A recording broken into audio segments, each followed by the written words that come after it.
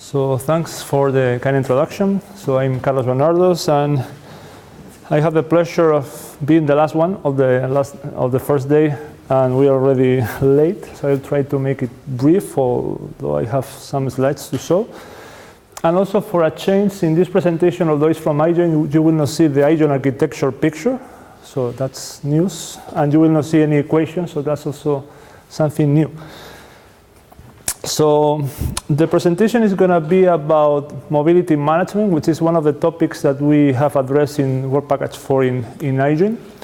And here, basically, I will try to summarize the findings that we got on work that we have recently published in IEEE Communication Magazine on a comparison of 3 different main families or categories of doing distributed mobility management. For those that are not familiar with that, I will try to introduce the motivation of distributed mobility management in the context of 5G networks, so what we are going to do next.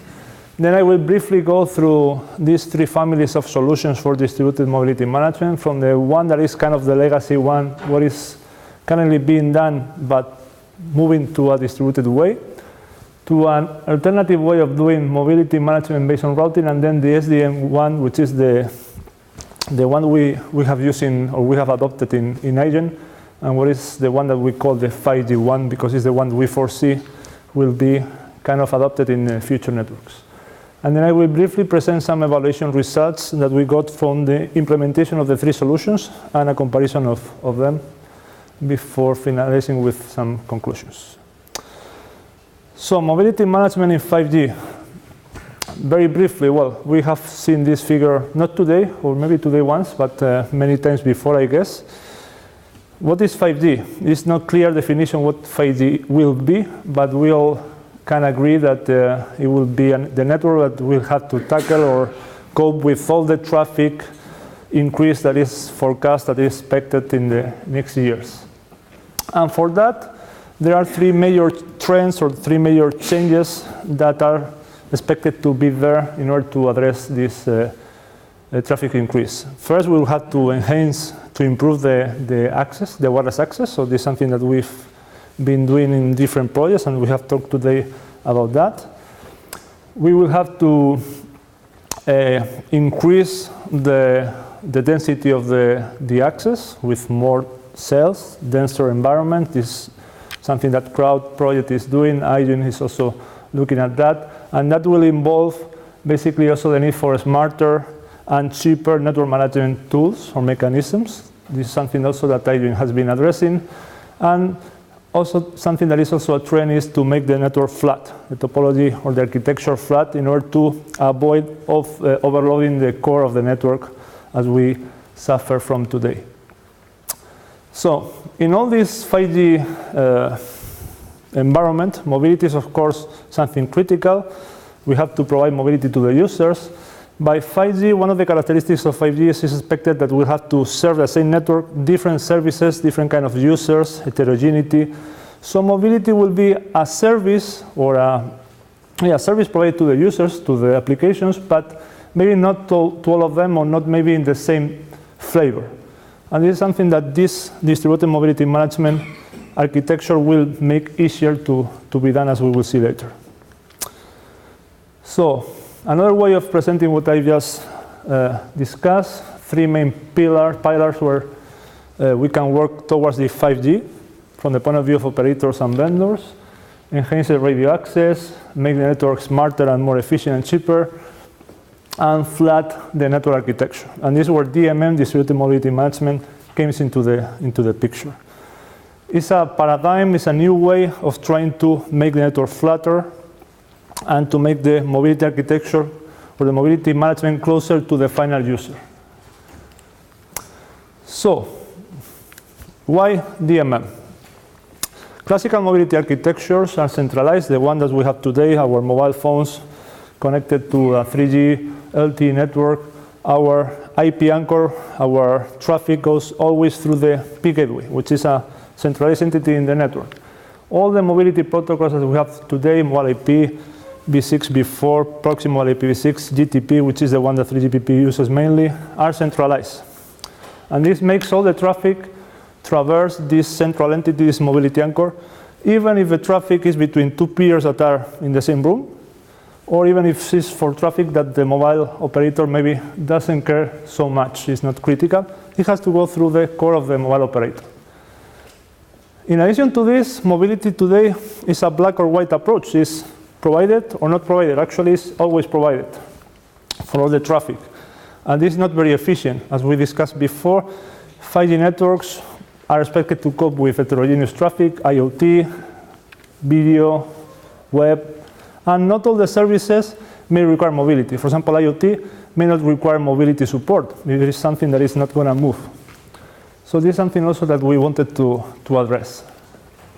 And DMM is one of way of doing that. It provides flexible data plane where the anchors can be moved closer to the user, and distributed mobility functions, distributing that mobility support architecture towards the edge of the network. In this picture, on the left-hand side, we can see the picture of current today networks, where we have the core of the operator and where we have this anchor where all the traffic should go through. And this is a DMM-alike flat architecture that may be something similar to what the future deployments will look like. So in the next slides, I'm going to describe different approaches to this architecture in which we have DMM implemented. So in this work, we have compared three main families of approaches. So DMM, distributed mobility management, all the work being done so far has been in ITF, Internet Engineering Task Force, in the DMM working group, although there are some work also being done in 3GPP along the CSIPTO effort, which is closely related to DMM.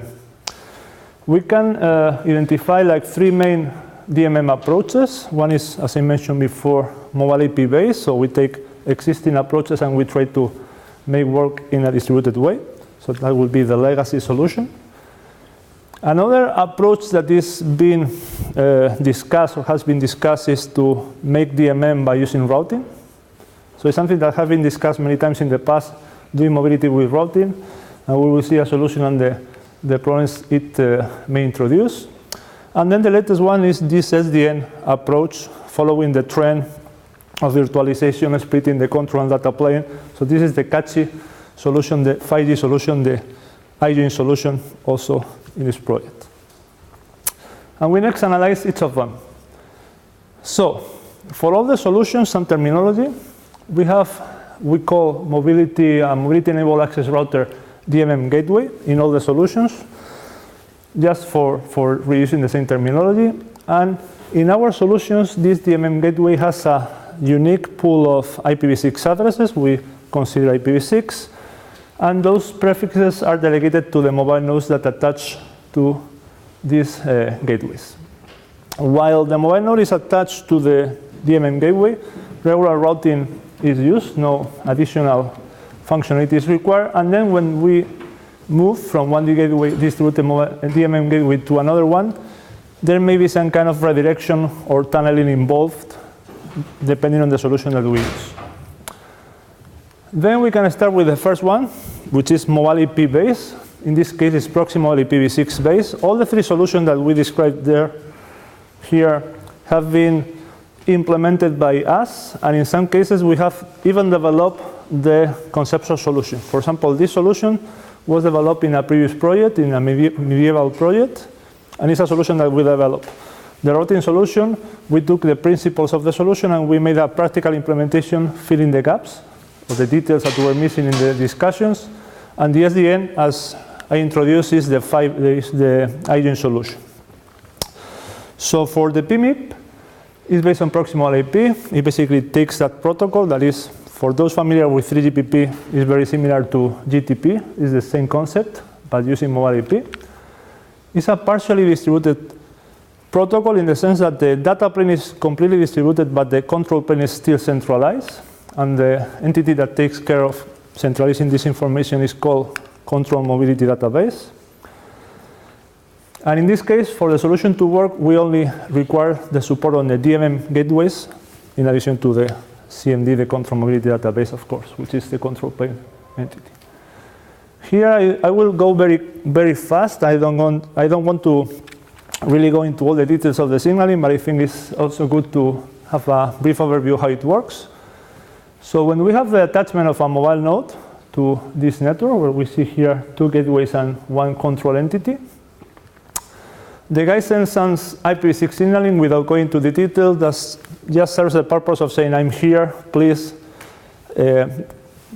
get me or send me the information required to be able to communicate in this network. So this is received by the gateway. The gateway sends the signaling messages using the PMIPv6 signaling to the control entity, and it gets back the information about the IP parameters, the parameters that should be conveyed to the mobile node in order to be able to connect to the network. At this point, the mobile node can communicate with any external network. This call it CN1, corresponding node 1, and the data packets go through the gateway and from the gateway to the internet. In case the guy moves and attaches to a different DMM gateway, we have this kind of the same signaling. We have this device saying, OK, I'm here, I've attached, provide me with the details about the connection here, and then the gateway sends the same signaling message to the control plane entity, which basically distributes information to the former gateway and the new gateway in order to make them capable of setting up a tunnel to allow the communication of this flow on the new location of the mobile node. And in addition to this, the gateway allocates a locally anchored prefix here to the mobile node A. So at this point in time, basically, this guy is capable of keeping the former flow alive, although he has moved, using IP addresses that are anchored here. So we have this tunnel. That's why we have this traffic from DMM gateway 2 to DMM gateway 1. And for new traffic, use the IP prefix that is locally anchored here. So that's the basic principle of DMM. Let's allocate an IP prefix locally anchored at your location, the closest to the user as possible.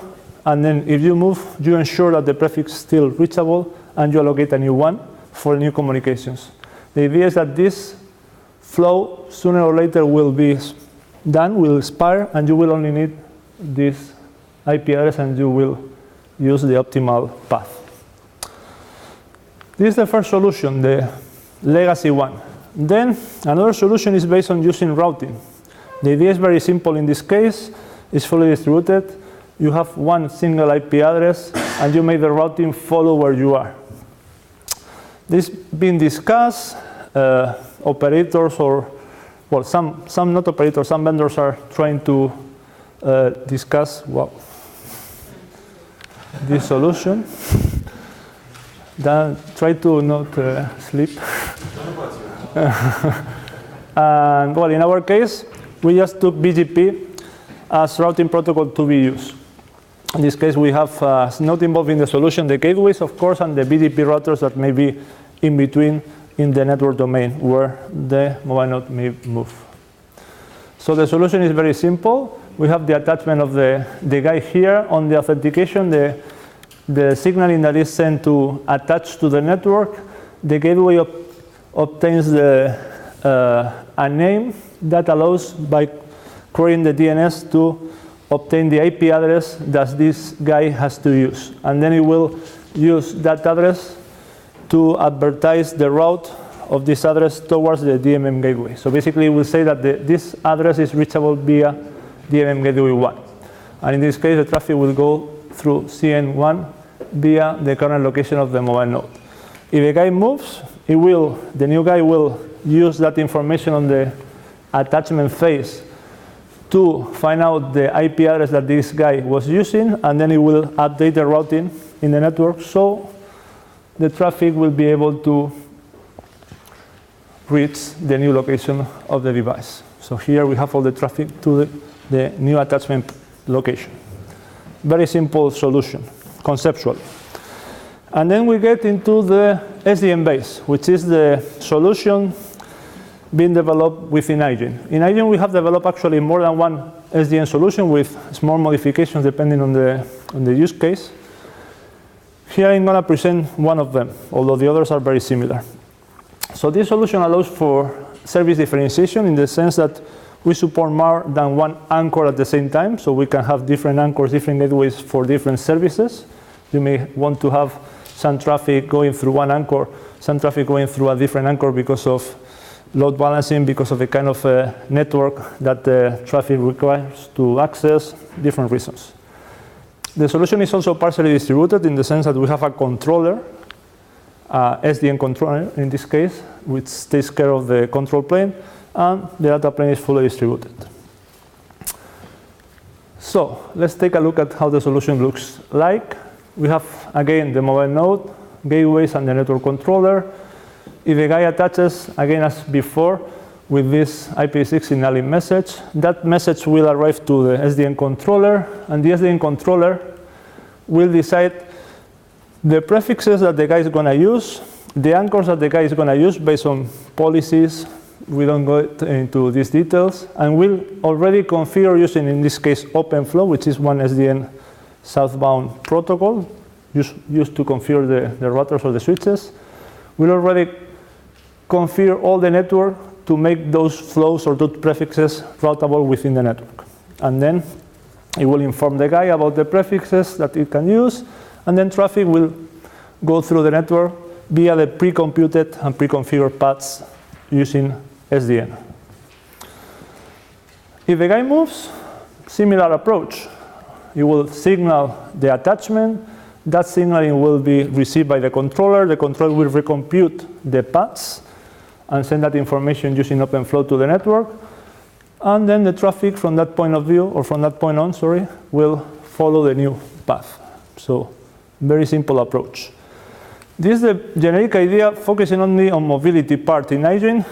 These decisions taken care by the controller also consider other parameters like the load of the network, the status of the backhaul, if there is energy efficiency mechanisms running in parallel, if nodes are switched off.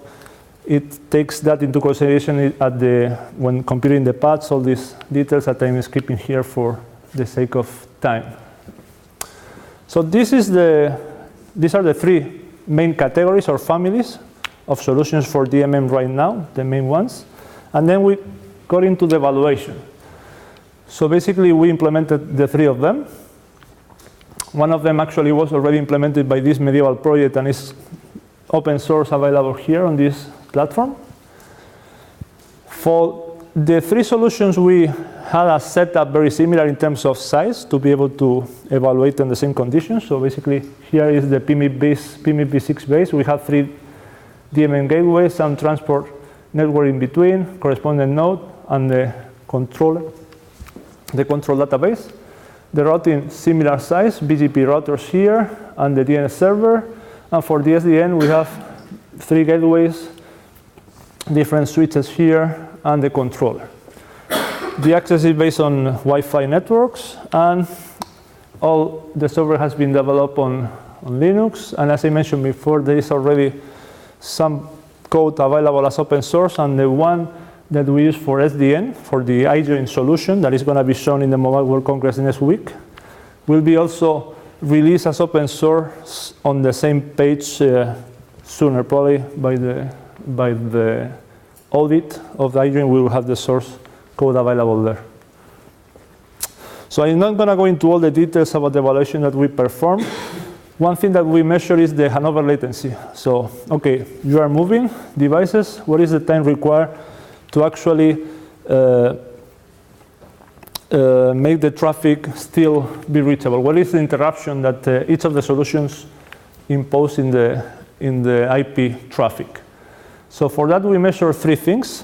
First is the layer 2 handover. So basically just the layer 2 handover because of the Wi-Fi access. There's nothing we can really do about that in this project. It's what we got. And we measure that as the time between the authentication 21 AO2.11 frame until the association response. Then we have the layer 3 configuration, which is between the authentication frame and the router advertisement, which is the first IP configuration message that we receive on the new location. So this is the time required to get the new IP configuration on the new location. And of course, includes the other one. As you can see, this is layer 2. This is layer 3, which includes the layer 2 handover time. And then the IP flow recovery, which is the intuitive one, is from the last packet you receive on the former location, on the old location, to the first one you receive after the handover. So this is the one that the user perceives after a handover. So we measure the times with the different solutions using a similar size of the network to get results that are comparable. I'm not going to go into the details. Just here you have the empirical CDF, and you can see that, well, the PMIP and the SDN behave quite similarly in terms of performance in handover time, but the routing one is much worse in terms of performance. The reason of that, without going into more details, is because of the time the routing daemon takes to propagate the new routing states after it detects that the guy has attached. So it takes roughly around 3 seconds to propagate that. So that's something that is not affordable in a realistic scenario. Then we have more details, but I will probably skip those for the sake of time, in terms of, for each of the solutions, what are the components that make the total time of the handover, like the open flow rule configuration for the SDN, the DMM gateway processing in the PMIP v6 solution for the signaling, all these things. So I'm not going to go into all the details here, but you can see that the times are very similar in this case.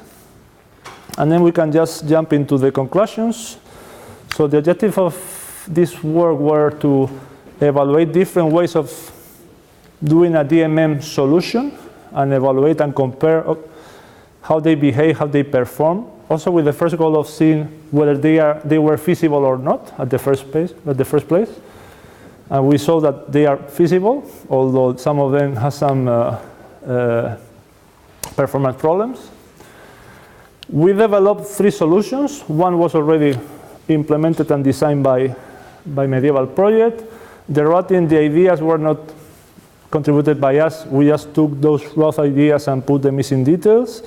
And then the SDN was completely developed from scratch on the iJOIN project. So that's the one that we got.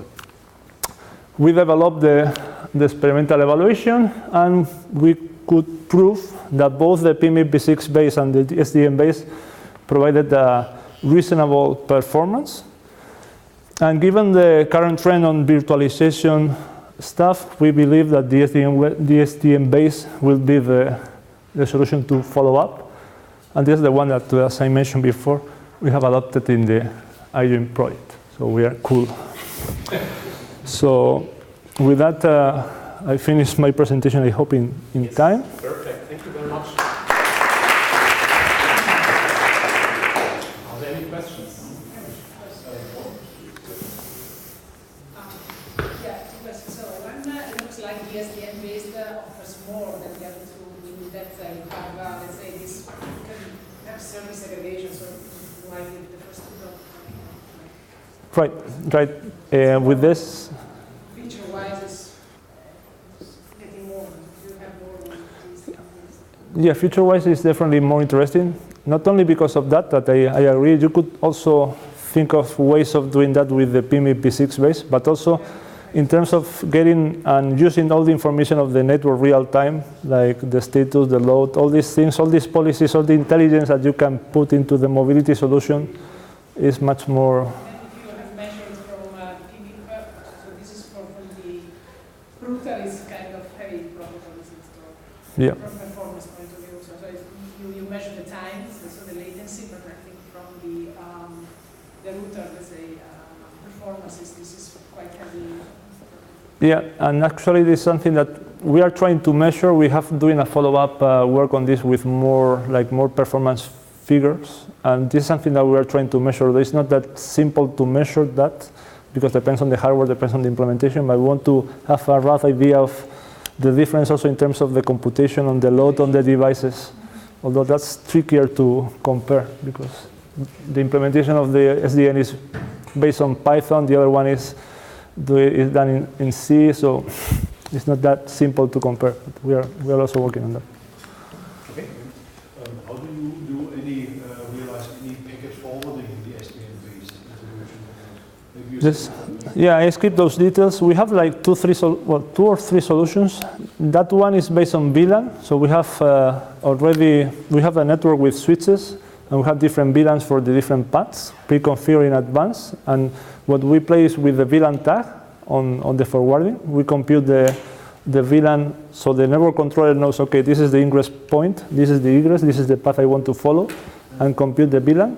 Another one that we also use is rewriting the IP destination address. So we, instead of using a tunnel, we basically do the same thing by rewriting the destination IP address. So you have the packet that you receive, you know the guy that you want to reach, you rewrite the IP address, and then on the other side you put back the original IP address on the destination. So we have followed different approaches, even VLAN tagging or IP address rewriting. You could even use tunneling, but with SDN it's easier to get rid of that additional overhead. Okay. And thank you very much, Carlos. Thank you. This also concludes the presentation.